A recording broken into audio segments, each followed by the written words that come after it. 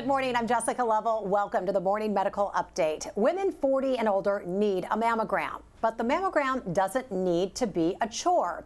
Alexis Del Cid introduces us to a group of gal pals who are taking their health into their own hands and having some fun along the way. We're going to go to Crate and Barrel. I have some really great friends. Cocktails at the Phoenix at 4, and then dinner at the Faux Frog at 5:30. We're coming from Manhattan, Kansas. It takes 2 hours to get here, and it's much more fun to do it as a group. Everybody thumbs up. There we go. These 6 women do nearly everything together. We're planning on a Saturday brunch and sunfish sailing. So an annual trip to Kansas City makes sense, but not for the reason you might think.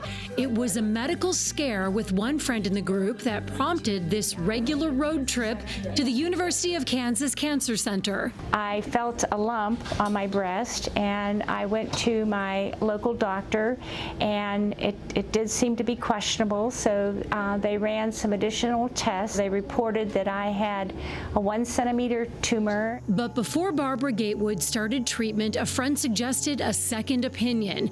Advice she says saved her life. Go to KU and get a second opinion. It's a premier place for breast cancer diagnosis and research. So I came here, and the results came back that I really had an 8-centimeter tumor, and it was stage 3 breast cancer. Barbara went through chemotherapy, radiation, a double mastectomy, and reconstruction surgeries, all at the cancer center. After witnessing the care Barbara received, her 5 friends decided the 2-hour drive from Manhattan for an annual screening was well worth the trip. It's so easy to be misdiagnosed in some of the local hospitals that don't have the expertise that they do at the cancer center. All the people that are working here, so that not only are they assuring that you're getting the best care and the best interpretations, the best readings of the mammograms, but that everyone's always striving to do a little bit better. And I think that's important to us. Important enough to hold each other accountable to get a mammogram and have a little fun. Have a little mammo fun is what we're going to call it. And we are so happy to have some of those ladies here with us today. We've got Gina Becker, Micah Jankowiak, and Allison Wheatley. Ladies, so glad you could join us. How are you this morning? Just fine. Great, thank you, yeah. Good to see you. Okay, in studio with me is Dr. Annalisa Winblad, a breast imaging specialist. She also is the Division Director of Breast Imaging at the University of Kansas Cancer Center. Dr. Winblad is part of a team that looks at breast images and only breast images all day long, and not just mammograms. We'll talk more about that. How are you today? Wonderful. Thank you for having me. Kind of fun to see. This group is kind of famous. When I said, oh, I'm doing this story about this group of gals that come all the way, they're like, oh, yeah, that group, those gals. But are you seeing more and more of that? Well, we all know this group of gals because we talk about them and we love it. But yeah, I think we are seeing some groups of women that love to come together and get their mammograms as a group. Why not? All right, let's start with Gina, Mike, and Allison. We just heard a little bit about Barbara, your friend Barbara. She got a second opinion here, but tell us a little bit more about this road trip idea. Who came up with this in the first place? Well, I think that one thing that prompted it is that I had an unusual lab result on a biopsy that pointed to some kind of a rare disease. So I talked to my friend Loretta, who's always good about medical advice. She's a great person to consult, and I had gone for a visit and asked to come back within 6 months and kind of delayed it. So Loretta was encouraging me to go with her. And so we just decided, let's make this a bigger trip. And before I knew it, Loretta had set up, I think, 6 slots at KU Med, and we all called in and got our appointments. So I think that's how it all got started. So anyone can jump in on this, but were you getting mammograms regularly before this? Was there anybody who needed an extra nudge or a call to get in and get their annual mammograms? I was getting them pretty regularly. I'd had breast cancer about 12 years ago, and so certainly after that. But even before, I was fortunate to have had it caught early. Well, you are a 10-year cancer survivor. I want to make sure everyone knows that. We're so happy to hear that. So thank you for letting us share that. That's really good news. So, question. Go ahead, Micah. Also, I was getting regular mammograms, but I never anticipated that getting a mammogram could be associated with so much fun. You didn't know it'd be this much fun. There's some horror stories about you coming in and that getting was probably screenings. the case. Yes. Yeah, go ahead, That was Gina. probably the case where I was not getting them regularly, and probably wouldn't have. And this group of friends has prompted me to start doing this yearly. So I was helped by it. Well, I'm just going to ask you that because you're not the only person who's needed to be reminded or maybe delayed getting those screenings. Can you tell us a little bit more about why? You know, I don't know. I guess I never felt like there was a big reason, unless you had a big history of breast cancer, to start early getting mammograms. I didn't like going, so I just delayed. I would go more like every 2 or 5 years, but now I've started going every year. We'd like to hear that. Dr. Winblad, jump in on that because you have women that are lagging behind, and we don't like to hear that. So talk to us a little bit about the importance of every single year. You know, when we find cancers, we want to find them when they are the smallest, the most treatable. We want to have the best, likelihood of a good outcome and reduce morbidity for the patient. So that means screening every year. That gives us the best chance of finding a cancer when it's small and most treatable. So, Allison, I was going to ask you, do you notice anything different about getting your breast exams at KU Cancer Center versus other places? I guess the question is, why here? Why come all this way? Well, I think especially after Barbara's experience, I felt that it was important to be screened at the place that, as you were saying earlier, the people who look at breasts all day long and more likely to see and understand something if there is anything there. So do you all feel closer because of this trip? What does it bring out in you? Kind of this girl friendship and bond? Give us a little insight into what this really does for you on a deeper level. Well, I think we don't necessarily share every little medical detail with even our friends, and this way we're just close as women and closer in being supportive of each other, should anything happen. And certainly, when our friend Barbara went through her ordeal, it was, I think, important for all of us to be able to help her and as much as we could. So I think this kind of thing just increases that bond. Absolutely. And I think there's that moment where, like whenever you have your screening and then an hour or two later, we all get our emails while we're shopping. And I think it's a visceral celebration. I think it's really a neat moment to all together kind of celebrate that we're clear.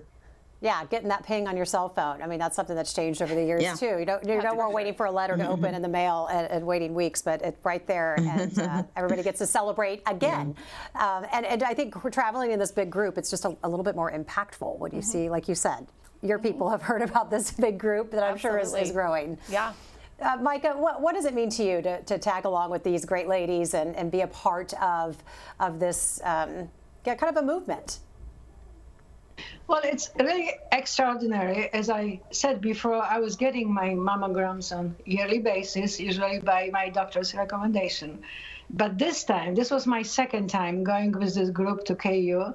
It's something to look forward to. It's exciting. We are planning where we would eat out and where are we going to do shopping. And so this is so exciting that it's on our calendar, July of 2024. And we already kind of really talk about what places we are going to see. So this really brought a different light to something that nobody was really looking forward to be doing. Yeah, it's almost like the mammogram's kind of the side thing. The girl time is what really counts. And I love you all supporting each other. Micah, anything you have specifically planned for next July? Well, actually, the fund is getting so much bigger that now we are seriously considering to spend overnight in Kansas City.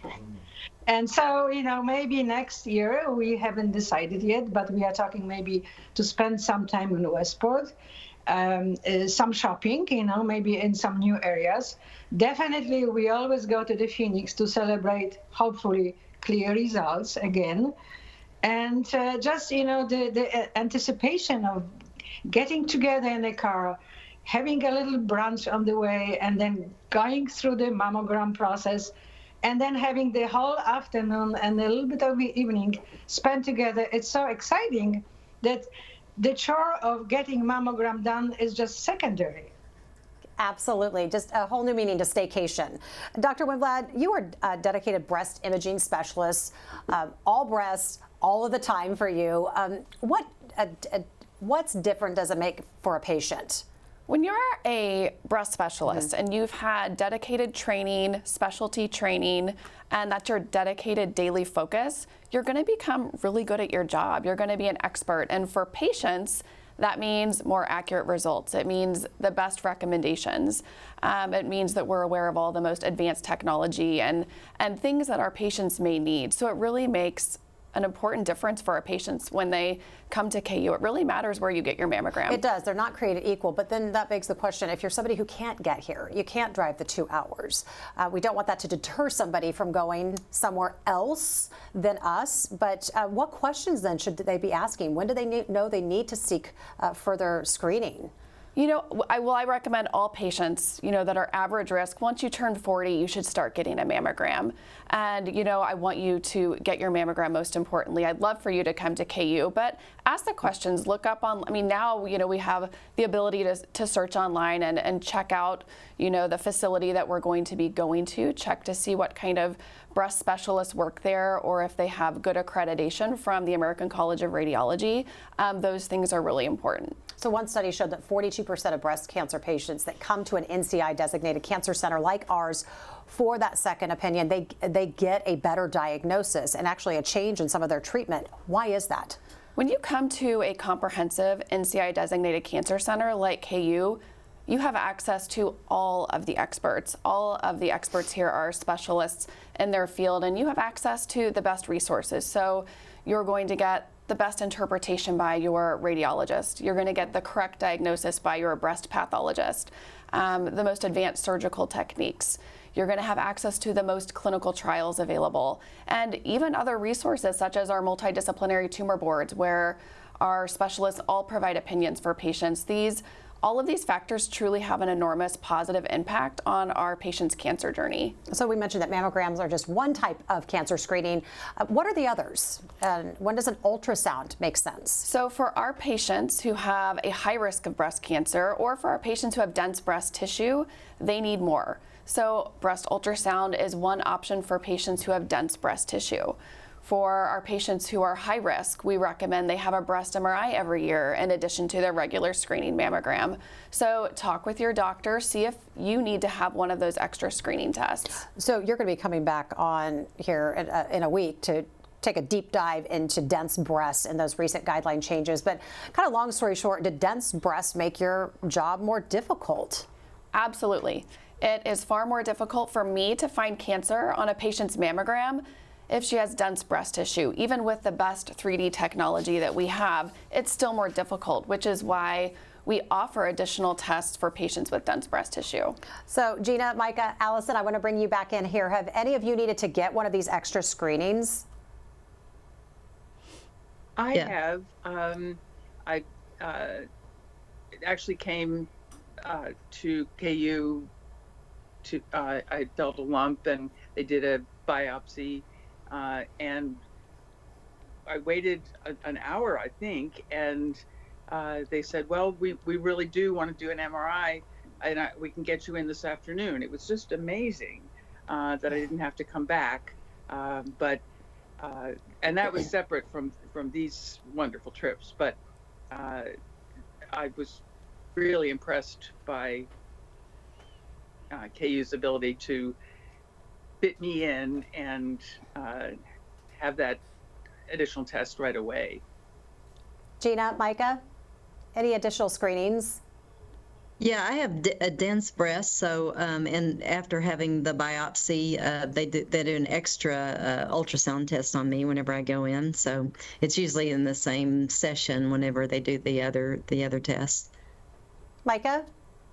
Yeah, I didn't have any needs for a second test. So is that usually how it works here, is that if you find something, you can get in very quickly? I know we don't mess around. You find something, we've got you in here. We always do our best to get patients in. And now for dense breast screening, if you're coming in for your regular mammogram, you can schedule that with your ultrasound test or your MRI test as well. And I always recommend if patients are traveling a distance, the earlier you come in the day, if we need to add something on, far better to come earlier in the day because any additional test will require a physician order, which we'll have to obtain. So sometimes that can, lengthen our time to get someone in. So the earlier in the day, the better. Well, it's perfect. That's what I'm saying. They can go grab lunch, go shopping, do all the things, and then they can come back if they need to. So I guess the big question for me is, how do I get in the group? So I want to ask, Gina, we'll start with you. Any advice for others listening that are maybe wanting to start their own mammogram girls road trip? Yeah, just do it. Start early, because the earlier you start, the more likely that they'll have slots all together in the day. We found them to be very efficient. We've showed up thinking we're going to have to wait around for 15, 20, 30 minutes, for other people to go. But both times we've gone, they've just put us in one after another. And we've even in one of the centers, we waited in a big, nice waiting room together, which was kind of fun. They wouldn't allow us to bring cocktails in, too bad, but we talked about it. I know. I remember you talking about it, and I did make a call, and I was like, I think I know the answer to this question, but I appreciate you trying. Yeah. That was a good effort. Micah, just any advice for somebody wanting to reach out and maybe, nudge their friends to get together and go do this?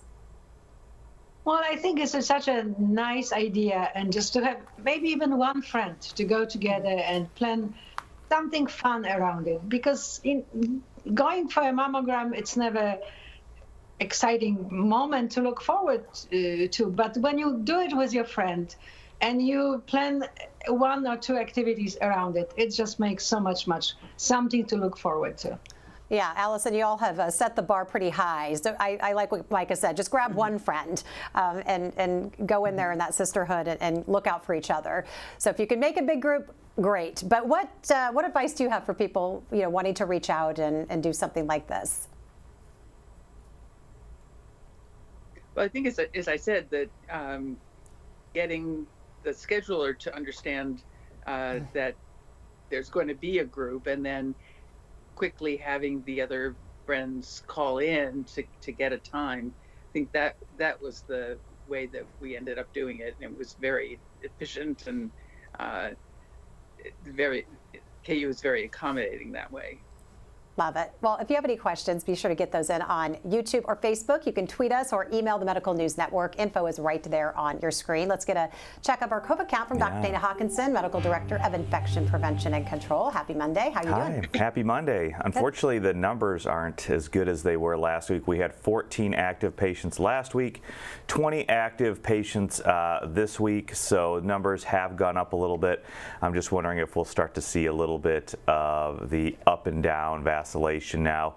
We also have to wait and see what happens, kind of moving forward this week. But yes, Jessica, unfortunately, have gone back up to 20 right now. All right. Well, the CDC released a new report on RSV with data that might actually encourage folks to get the brand new RSV vaccine. But Hawk, it sounds like RSV is less likely to send someone to the hospital compared to flu or COVID. But when someone does get hospitalized, I guess RSV is more severe. Is that what I'm understanding? Yeah, I think it all is based on your risk. And we've talked about people with comorbid conditions and risk. So what they found was that they were looking at people that were hospitalized over 60 years of age.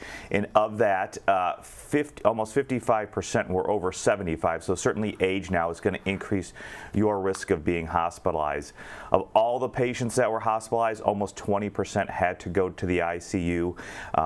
And then again, most of them had other other comorbid conditions. Again, these are all the people 60 and over who are hospitalized.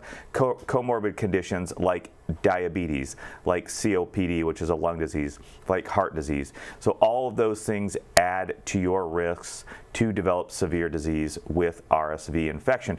And that's why it is vitally important to have that conversation with your provider, with your doctor about getting the vaccine or not. I know that the CDC says we are really looking at shared decision making between you and your doctor. Certainly I would go into that visit with the thinking that I really need to get this vaccine unless my doctor tells me not to, because we know that when you do get it, especially if you are older, especially if you have those comorbid conditions, you're going to have a higher risk of going to the hospital and going to the ICU as well.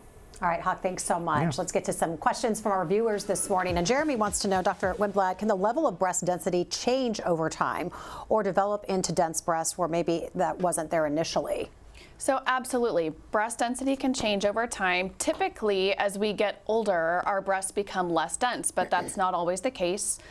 Breast can also increase in density with things like hormone replacement therapy or weight loss. So your breast density can absolutely change. At KU, when you receive your mammogram, we do notify patients of their breast density. If you have dense breast tissue, we will alert you to that. And that's part of the guidelines. Absolutely. But we've been doing that. Absolutely. So Terry has a question. If you get your mammogram in Kansas City like these ladies and their friends did, but then you do have to get additional screening, do they have to come back here, or is there a place out where they live that they can get those tests and then have those results sent back in? So my recommendation, if you're coming from a distance, as I mentioned earlier, come earlier in the day. It's rare to need to be called back. About less than 10% of patients have to be called back for additional imaging, but when you do, we'll need to get a physician order. So alert the technologist when you have your mammogram if you're traveling from a distance. Come early in the day if possible. That way, if you happen to need additional imaging, we can do our best to get that physician order and get that added on for you while you're here. Gina, a question for you. I'll let you answer for everyone, but about how long was it taking for you all to get the results from your mammogram? I guess those results were trickling in. Yeah, I don't know. It was within an hour or two, I believe. You know, we'd gone straight to Crate and Barrel, and there in Crate and Barrel, we got results back. Love that. I have a question for all three of you. Do any of you remember your first mammogram, and have you noticed changes in the experience since then? Cindy would like to know. We'll start with you, Allison. Do you remember your first, and what's changed since then? I don't honestly remember my first, but I think I certainly am more comfortable, and I agree with Gina. I think that the technician at KU Med just made it very relaxed, and the different angles were easy to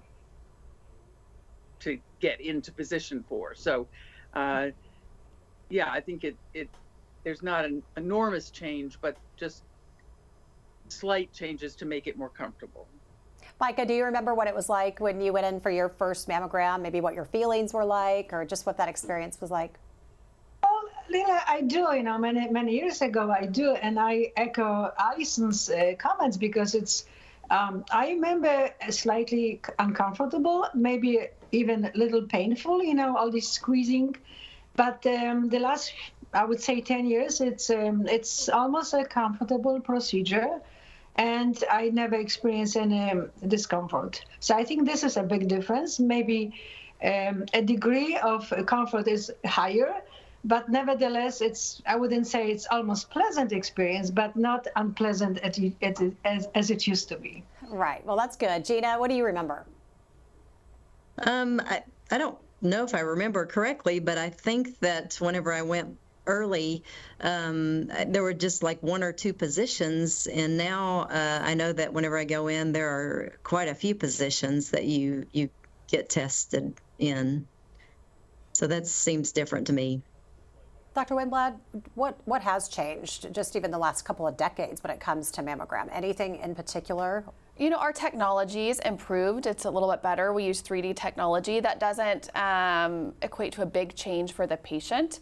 Our technologists at KU are also experts. They are doing mammograms all day long. They are following the highest standards of positioning for our patients. We have a lead positioning tech who is phenomenal and is every week training our technologists to be the best they can be. So I think we have phenomenal technologists at KU2, and that makes a huge difference for our patients' experience. And I know I've been repositioned a time or two where they go in, they think they have it, and they don't want to have to break the news to me, but they're like, nope, I need to have you reposition or get a little closer or lean in a little bit more. So nobody likes to redo it, but to know that they're recognizing I may not have gotten as much as I could. Absolutely. We do not want to miss anything if at all possible. So our technologists are trained to make positioning so that we can see all of the breast tissue. So. All right, let's get to our ladies. I want to get our takeaways. Micah, I'll start with you. What do you want folks to take away from you and your friend's story? Well, I think the essence of our group experience is that it was fun, and it's something that we are looking forward to. Gina, what's the takeaway? I think it's fun. Spread the word, get these groups going, and maybe we can make a big movement nationally. Oh, I love that. I love the sound of that. All right, Allison, wrap us up. What's the big takeaway from your story? Well, I agree with them. I think when we look forward to it, it makes the whole thing more fun, and maybe there could be other kinds of tests that other people could follow this model and start a trend. I think that's a great idea. I know. And maybe one day they'll let you have champagne in there. We'll keep working on that, okay? Making it better. Okay. So, Dr. Winblad, what do you want the big takeaway to be? We've been talking about breast cancer stories and screening and treatments this whole month, but with this particular story and this group of ladies, what do you really want people to take away from it? I love this story of friendship, and we could all use support and accountability like this. Early detection of cancer is crucial, and if you can be accountable to your friends and make sure they come and get their screening mammograms, I think that's wonderful. So if you're 40 years or older, please come and get your mammogram with a friend if you're able, and make it more fun. All right. We'll see you next week to talk more about dense breasts. Thank you, Dr. Winblad. Thank you so much. A special episode of the Morning Medical Update dedicated to breast cancer will air tomorrow on KCTV5 and WIBW. Here's a preview. Coming up next week. I just was taking a shower, washing, and then I felt a lump. Breast cancer, from diagnosis to treatment and beyond. So many people keep telling me how strong I am, and it's not that I'm trying to be strong, it's just I have 4 kids that need me. Since the moment I was diagnosed, I wanted to get this thing out of me. Specialized doctors working together, improving the odds of survival. Someone you love will live because of this cancer center. Cancer, Choices, Hope, and Science airs tomorrow at 9:30 a.m. here in Kansas City on KCTV5 and in the Topeka area at 9:30 a.m. on WIBW. Thanks again to all of our guests, and thank you to our viewers for being with us today. We'll see you back here tomorrow at 8. Coming up tomorrow on the Morning Medical Update. Breast cancer surgery saves lives, but it can also throw off your entire lymphatic system. I'm Jessica Lovell on the next Morning Medical Update. See the special techniques that can stop lymphedema before it starts, and why only specifically trained surgeons can pull this off. Tuesday at 8. Subscribe to our Morning Medical Update and Open Mics with Dr. Stites podcasts. Now, everywhere podcasts are available.